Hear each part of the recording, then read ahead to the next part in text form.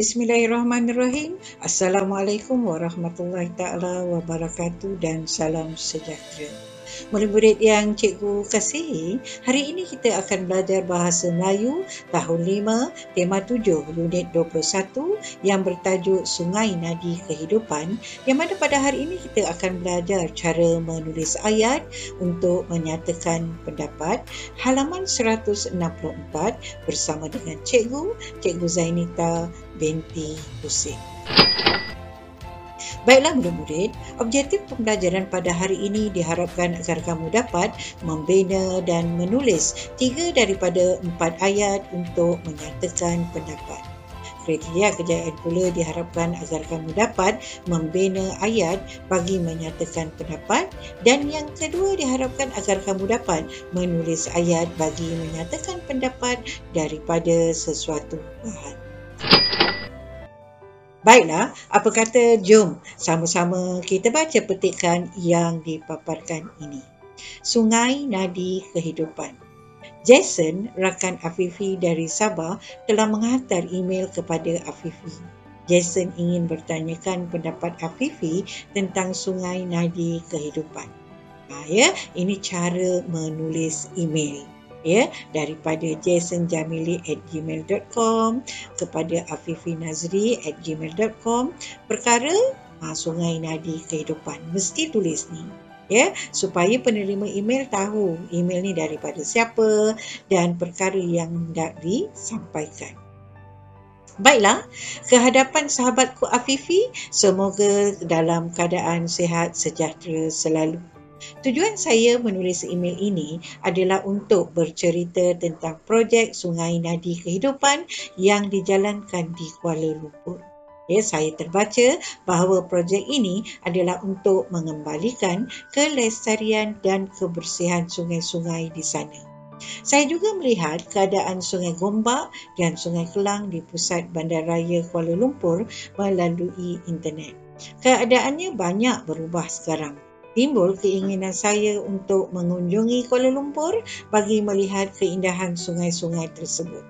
Saya juga dimaklumkan bahawa indeks kualiti air bersih di kedua-dua batang sungai itu telah mencapai 76%.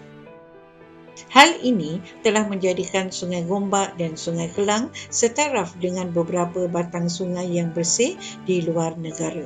Kini Sungai Gombak dan Sungai Kelang menjadi tarikan kepada pelancong di Kuala Lumpur. Pelancong boleh menikmati keindahan pantulan cahaya lampu neon di samping pancuran air di tengah-tengah sungai. Saya berharap agar kamu dapat memberikan pendapat tentang coretan saya ini dan gambar-gambar yang saya sertakan. Saya menantikan balasan email daripada kamu. Saya akhiri email saya dengan ucapan terima kasih. Jason nak minta pendapat daripada Afifi rakannya tentang Sungai Gombak dan Sungai Kelang. Dia nak tahu macam mana keadaan Sungai Gombak dan Sungai Kelang. Dia terbaca bahawa projek Sungai Nadi Kehidupan ni adalah untuk mengembalikan kelestarian dan kebersihan sungai-sungai di sana. Jadi dia dah melihat keadaan Sungai Gombak dan Sungai Kelang di pusat Bandaraya Kuala Lumpur tu melalui internet. Dan dia terkejut sebab banyak berubah keadaan Sungai Gombak dan juga Sungai Kelang. Okey, apa kata jom sama-sama kita saksikan. Ni dia balasan kiriman email Jason. Afifi telah membalas kiriman email Jason. Mesti dari sini. Ni kena tulis. Bila buat email, tulis email. Kamu kena tulis daripada siapa. Pengirim emailnya ialah afifinazri@gmail.com. Afifi Nazri, pengirim emailnya. Diemailkan kepada siapa? Jason Jamili. Perkaranya pendapat saya tentang Sungai Nadi Kehidupan. Kehadapan sahabatku Jason, semoga dalam keadaan sihat sejahtera selalu. Pada pendapat saya, pihak berkuasa telah berusaha untuk memelihara sungai-sungai di negara ini. Itu dia pendapat dia. Pihak berkuasa telah berusaha untuk memulihara. Maknanya dah pulih. Dah pulih lepas tu dipelihara sungai-sungai di negara ini. Jadi selain tu apa lagi? Jason bagi pendapat, Fifi bagi pendapat supaya Jason boleh datang dan lihat keadaan Sungai Gombak dan juga Sungai Kelang. Baiklah, ini dia pendapat Afifi. Selain itu, indeks kualiti air bersih di sungai-sungai di negara kita turut meningkat. Kebanyakan sungai juga turut dijadikan tempat tarikan pelancong. Sungai-sungai diperindah dengan pelbagai landscape yang menarik seperti taman bunga, kenderaan air, lampu neon dan air pancut. Tujuannya adalah untuk menarik kedatangan pelancong menikmati keindahan sungai sambil berekreasi. Ni dia dah indahkan lagi, ya. Pihak kerajaan telah mengindahkan lagi, ya, dengan pelbagai landscape yang menarik. Memang cantik kat situ, ya, seperti taman bunga, kenderaan air, ya. Jadi banyaklah orang akan datang melancong ataupun pelancong-pelancong datang, ya, untuk menarik minat pelancong menikmati keindahan sungai sambil berekreasi. Itu tujuan dia, ya, adalah untuk menarik kedatangan pelancong menikmati keindahan sungai sambil berekreasi. Pengindahan sungai-sungai di negara kita ini secara tidak langsung dia dapat mengekalkan kelestarian alam. Sekian, terima kasih. Ini pendapat Afifi. Ya, diterangkan, ya, kenapa, ya, sungai-sungai diindahkan lagi, ya, dengan pelbagai landscape yang menarik, ya, seperti taman bunga, kenderaan air, lampu neon dan air pancut. Memang cantik kalau kita lihat, ya. Jadi dinyatakan tujuannya adalah untuk menarik kedatangan pelancong. Jadi dapat secara tak langsung dapat mengekalkan kelestarian alam. Okey, Cuk harap kamu semua dapat faham bagaimana cara untuk menyatakan pendapat berdasarkan bahan yang diberi. Apa kata jom sama-sama kita uji minda. Baik, kita saksikan soalan pertama. Pada pendapat anda, mengapakah kita perlu menjaga kebersihan diri? Jadi macam mana? Kamu kena menyatakan pendapat kamu sendiri. Mengapa perlu menjaga kebersihan diri? Supaya sihat. Lagi? Ada lagi tak? Kamu kena kalau 3 markah, kamu kena nyatakan 2 isi dan juga keterangan. Kamu kena tengok, kalau 2 markah, 1 isi, 1 keterangan dah cukup. Jadi pada pendapat saya, kita perlu menjaga kebersihan diri supaya diri kita sentiasa bersih dan sihat. Kan? Itu yang perlu jaga kebersihan diri. Supaya diri kita sentiasa bersih dan sihat. Selain tu, apa dia? Ia dapat menghindari penyakit dan masalah kesihatan. Barulah layak dapat 3 markah. Baiklah, soalan kita saksikan pula soalan kedua. Pada pendapat anda, mengapakah kita mesti menjaga kebersihan alam sekitar? Kenapa kita nak jaga kebersihan alam sekitar? Kan, kita pun suka kalau tengok alam di sekitar kita ataupun pemandangan di sekitar kita sentiasa bersih, cantik dan aman damai, kan? Nyaman, kita keluar pun rasa nyaman, sangat tenang sangat sebab alam sekitar kita bersih. Jadi kenapa mesti jaga?